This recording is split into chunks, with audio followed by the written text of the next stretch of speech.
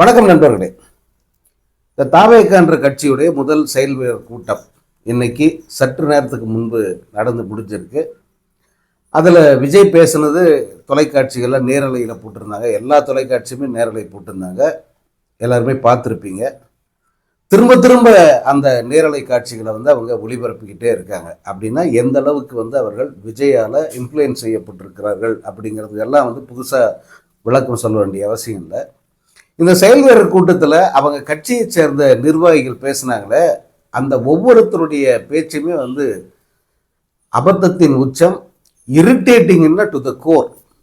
அந்த அளவுக்கு எரிச்சலையும் ஒரு கேட்கவே பிடிக்காத ஒரு ஒரு மனநிலையை உண்டாக்குச்சு. அதுலேயும் செங்கோட்டையன் அப்படிங்கிற அந்த நபர், அந்த ஆள் அதிமுகவில் 60 வருஷமா இருக்கிறேன் அப்படின்னு சொல்றாரு. 60 ஆண்டு காலம் இந்த ஆளை எப்படி சகிச்சுக்கிச்சு அந்த கட்சி அப்படின்னு இப்போ கேட்க தோணுது. ஏன்னா இன்றைய அந்த கூட்டத்தில் செங்கோட்டையுடைய பேச்சு ஒரு கோர்வையற்ற பேச்சு, உளறல் அப்படின்னு சொல்லலாம். அப்படி உளறி கொட்டுறாரு. இத்தனை ஆண்டு கால சீனியர், இத்தனை முறை அமைச்சராக இருந்தவர், இத்தனை முறை எம்எல்ஏ, 9 முறை எம்எல்ஏவாக இருந்திருக்காரு, 4 முறை அமைச்சராக இருந்திருக்காரு. ஆனால் அப்படிப்பட்ட அனுபவசாலிக்கு தொடர்ச்சியாக கோர்வையாக பேச தெரியல அப்படிங்கிறது இந்த கூட்டத்தில் பார்க்க முடிந்தது. அப்போ அதிமுகவில் எப்படி இருந்தாருன்னா, அதிமுகவில் எப்படி இருந்தாருன்னு வெளியே யாருக்குமே தெரியாது. ஏன்னா அவருடைய நிலை அவ்வளவுதான். கோபிச்செட்டி பாளையத்தை தாண்டினா செங்கோட்டை யாருன்னே தெரியாதுன்னு சொல்லுவாங்கல்ல. அதுதான் செங்கோட்டையினுடைய உண்மையான நிலை. இன்னைக்கு அவர் அம்பலமாகி இருக்காரு. மிக மிக ஒரு கேவலமான ஒரு பேச்சு, பேச தெரியாமல். அதாவது விஜயை பாராட்டுறான், புகழ்றன்ற பேர்ல அவன் இந்த ஆளுக்கு பேர வயசு, பேரன்ல மகன் கூட வச்சுக்கலாம். பட் அவனை நீ உயர்த்தி பேசுறேன், பாராட்டுறன்ற பேர்ல கேட்கிறவனே வெட்கி தலை குனிற மாதிரி அந்த ஆளுடைய பேச்சு அமைஞ்சது. இன்னும் சிலர், அதாவது செங்கோட்டையனை எப்படி பேச கூப்பிடுறாங்க, பேச்சாளர் அவரு தான். அதுக்கப்புறம் தான் மற்ற மாவட்ட செயலாளர்கள், மாவட்டத்தில் இருந்தவங்களும் அப்புறமா பேசுறாங்க.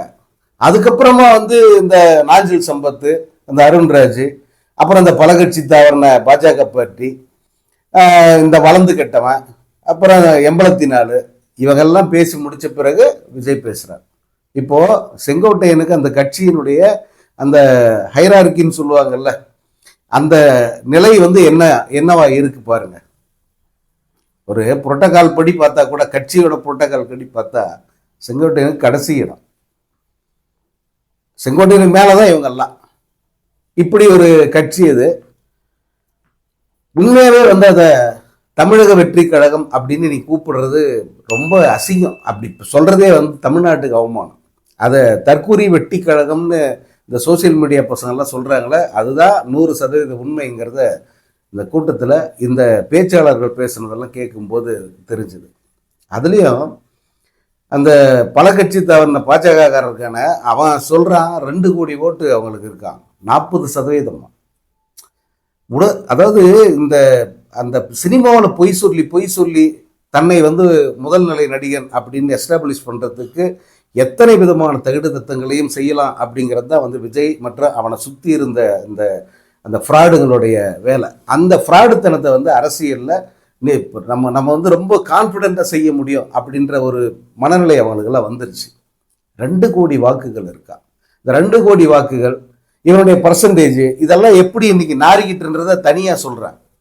நீங்கள் இவனுங்க எவ்வளோ தூரத்துக்கு ஃப்ராடுத்தனம் பண்ணி கருத்து கணிப்புங்கிற பேரில் எப்படியெல்லாம் பித்தராட்டம் பண்ணிக்கிட்டு இருக்கானுங்க அப்படிங்கிறதெல்லாம் இன்னைக்கு வெட்ட வெளிச்சமாகி சிரிப்பாக சிரிக்குது. இதுங்க என்னவோ மேடை போட்டு இவனை புத்தன், இயேசு, காந்தி ரேஞ்சுக்கு ஒவ்வொருத்தனும் பேசுகிறான். அதில் இந்த நாஞ்சில் சம்பத்து பேசுனதெல்லாம் உண்மையாகவே நேரில் இருந்தால் கல் எடுத்து அடிச்சுட்டு இருப்பாங்க ஜனங்க.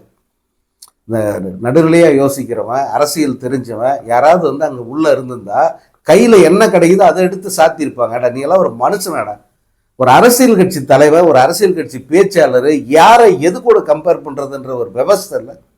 இவன் என்ன தமிழ்நாட்டை காக்க வந்த தேவதூதன்? அவன் வீணா போன வெட்டி பையன். அவனுக்கு இவ்வளவு பெரிய பில்டப்பு, இவ்வளவு பெரிய, அதாவது ஒரு அரசியல் கூட்டத்தில் அந்த கட்சி தலைவரை அவருடைய தொண்டர்களும் அதே போல நிர்வாகிகளும் புகழ்ந்து பேசலாம், தப்பு இல்லை.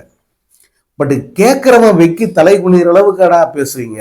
ஒரு ஒரு ஒரு கூச்ச நாச்சம் வேணாமா உங்களுக்கெல்லாம்? இது இது இது இப்படி ஒவ்வொருத்தரும் யாருமே வந்து ஒருத்தனுக்கு ஒருத்தர் சலைச்சவன் இல்லை, அவனை விட நான் அதிகமாக வளர்றேன் பாரு, பிளாபரிங்னு வாங்கல, இந்த பிளாபரிங் வந்து யார் அதிகமாக பண்ணுறது, அதுதான் இன்னைக்கு அந்த செயல்வர்கள் கூட்டத்தில் நடந்த போட்டி. அந்த பிளாபரிங்லேயே நம்பர் 1 எதுன்னா, பலருக்கு வந்து எழுதும் போது ஸ்பெல்லிங் மிஸ்டேக் வரும், அது சகஜம். பேசும்போதே ஸ்பெல்லிங் மிஸ்டேக் ஒருத்தனுக்கு வரும். எனக்கு தெரிஞ்சு தமிழ்நாட்டிலே அப்படி பேசும்போதே ஸ்பெல்லிங் மிஸ்டேக் வர்ற ஒரே ஆள் அந்த வளர்ந்துகிட்ட தருதலை தான்.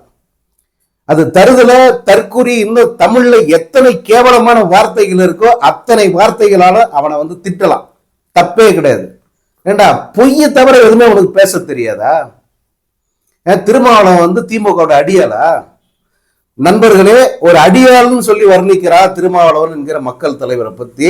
நீங்க எல்லாம் வந்து அதுக்கு என்ன ரியாக்ஷன் பண்ண போறீங்க, எப்படி உங்களுடைய பதிலை காட்ட போறீங்க அப்படின்னு எனக்கு புரியல. விசிக தொண்டர்கள், விசிக நிர்வாகிகள் இந்த தருதல தற்குறிக்கு என்ன மாதிரி பதிலை தரப்போகிறீர்கள்? திருமாவளவன் ஒரு அடியாளா? திமுகவின் அடியாள்ன்றான், ரவுடிங்கிறான். இவன் எப்பேற்பட்ட ஃப்ராடு பைய, எந்த அளவுக்கு பண மோசடி செஞ்சவ, இவனுடைய குடும்ப பின்னணி, இவன் பணம் சம்பாதிச்ச பின்னணி, இதெல்லாம் வந்து நீங்க இன்னும் எவ்வளவு காலத்துக்கு அமைதியாக வேடிக்கை பார்க்க போறீங்க?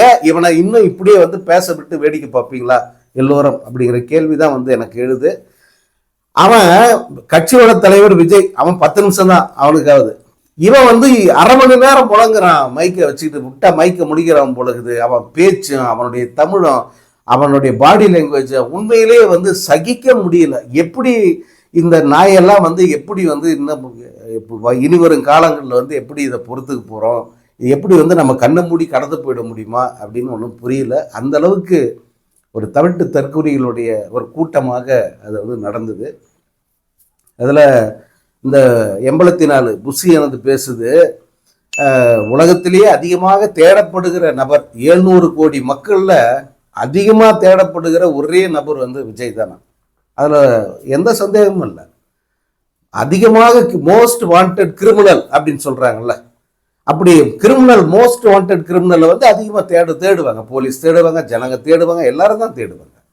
41 பேரை கொன்ற ஒரு கொலையாளி, இந்த கொலையாளி வந்து அதிகம் தேடப்படுகிற நபராக தான் இருப்பாங்க, இன்டர்நெட்டில் தேடுவாங்க. இப்போ யாரா இப்போ ஏற்பட்ட தற்கூரி 47 பேரை கொண்டுட்டு எனக்கு அதுக்கு சம்மந்தமே இல்லைன்னு சொல்லிட்டு ஓடி போய் குப்புறப்படிச்சு படுத்துக்கிட்டானே, அவன் யார் அப்படின்னு வந்து தேடித்தான் பார்த்துருப்பாங்க. அதனால் வந்து அதிகம் தேடப்படுகிற நபராக அவன் வந்து இருக்கலாம்.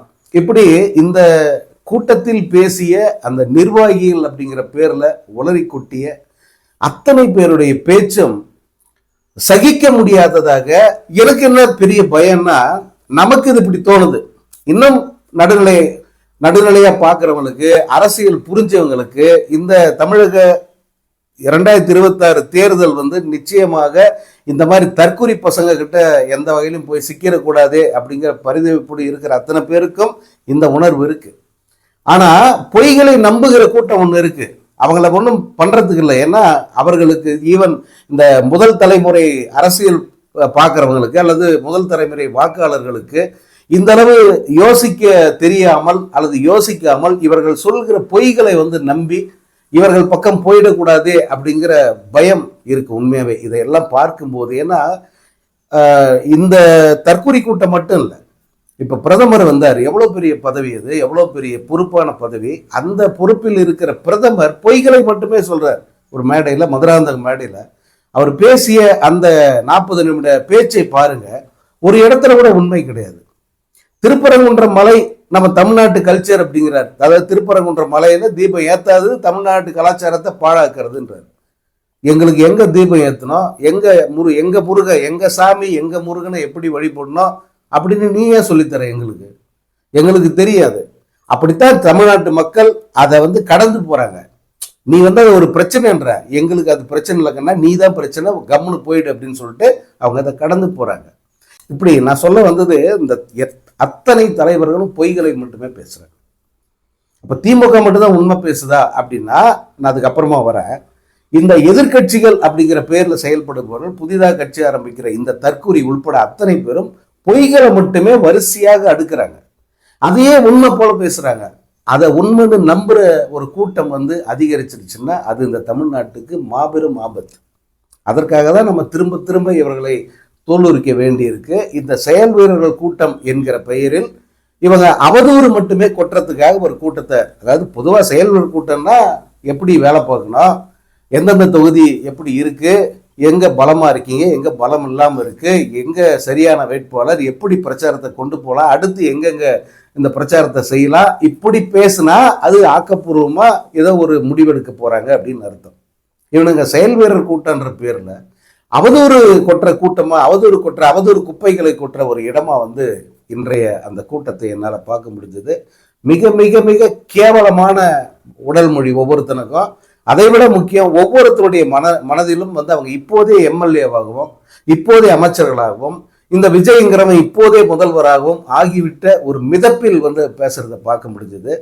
அதுல திரும்ப திரும்ப இந்த செங்கோட்டையன்கள்லாம் 1000 கோடியை விட்டுட்டு வந்து, எங்கடா 1000 கோடி, எங்கடா இருந்தது அந்த 1000 கோடி, நீ எண்ணி பார்த்தியா, நீ போய் ஒவ்வொரு டாக்குமெண்ட்ஸும் பார்த்தியா, விஜய் சைன் பண்ண படத்தோட டாக்குமெண்ட்ஸ் எல்லாம் பார்த்தியா, எத்தனை 1000 கோடி அவனுக்கு வந்ததுன்னு சொல்லிட்டு. ஏடா இப்படி இவ்வளவு தூரத்துக்கு வந்து இந்த இது கவுண்ட் பண்ணி சொல்லுவாரு. சாயந்தரம் அந்த தெரு முக்கில் போயிட்டு பிச்சை எடுக்கிற மொன்ன நாய் இதுக்கு ரவுசர் பாருன்னு கேட்பாருல்ல, அந்த மாதிரி 2 படம் தொடர்ந்து ஓடலாம். அவன் சினிமாவில் இருக்கிற இடம் தெரியாது. இவன் என்னமோ வந்து பெரிய சினிமாவே ஆடுற மாதிரியே, இந்த தமிழ்நாட்டுக்கு அவன் தான் ஏதோ கிங்குன்ற மாதிரியே வந்து ஆளுக்கு உளறி கொட்டிக்கிட்டு இருக்காங்க. உண்மையிலே வந்து பார்க்க கேட்க சகிக்காத ஒரு ஒரு கேவலமான ஒரு கூட்டமாக தான் நான் அதை பார்க்குறேன். இது வந்து இன்னும் ஏன்னா நம்மளால் வந்து இதை டாலரேட் பண்ண முடியல. தொடர்ச்சியாக வந்து இந்த இவங்க பேசுறதெல்லாம் வந்து கேட்கவே முடியல. நான் பல சேனல்களை ஸ்கிப் பண்ணி போக வேண்டியதாக இருந்தது. அந்த அளவுக்கு அவர்கள் பேச்சு கடும் எரிச்சலை ஏற்படுத்துகிற விதமா இருந்தது. அவர்கள் பயன்படுத்துகிற வார்த்தைகள், இந்த ஆதவர்ஜனாங்கிற பன்னாட முதல்வரை ஒருமையில பேசுறான், நீ வா போன்றான். என்னப்பா என்ன பண்ணிட்டீங்க, என்ன பண்ணிட்ட பார்க்கலாம், நீ வந்து பாரு, களத்தில் நீ மோதி பாரு, நீ வா போன்னு பேசுறான். இவன் எல்லாம் வந்து இந்த அளவுக்கு பேச விட்டு இருக்காங்களே, இது உண்மையிலே வந்து ரொம்ப எரிச்சலா இருக்கு. இந்த திமுக அரசு மீது, திமுக அந்த நிர்வாகிகள் மீது கடும் கொந்தளிப்பா இருக்கு மனசு உண்மையாவே. ஏன்னா இவ்வளவு தூரம் பேசுறான், இவ்வளவு தூரத்துக்கு வந்து கேவலமா பொதுவெளியில பேசுறானுங்க. இதற்கான ஒரு பதிலை வந்து நீங்க எப்படி தரப்போறீங்க? இவங்களை இப்படி பேச விட்டு வேடிக்கை பாக்குறீங்களே. வேற உண்மையாவே வந்து கலைஞரோ ஜெயலலிதாவோ இருந்தா இந்த மாதிரி எல்லாம் வந்து இவனுங்களை பேச விட்டு வேடிக்கை பார்த்தே இருக்க மாட்டாங்க. அடிச்சு ஓரத்துல உட்கார வச்சு பிச்சை எடுக்க வச்சிருப்பானுங்க. ஐயா சாமி எங்களை விட்டுரு, நான் திரும்ப வந்து இங்க இருக்கிற திசை பக்கமே திரும்ப மாட்டேன் அப்படின்னு ஓட விட்டு இருப்பாங்க. இவ்வளவு பேசுறான் விஜய் எல்லாம் வந்து இன்னைக்கு பேசுனதெல்லாம் வந்து உண்மையிலேயே வந்து சகிக்க முடியாத ஒண்ணு. அவன் என்ன பேசுனாங்கிறத நான் அடுத்த வீடியோவில் சொல்றேன்.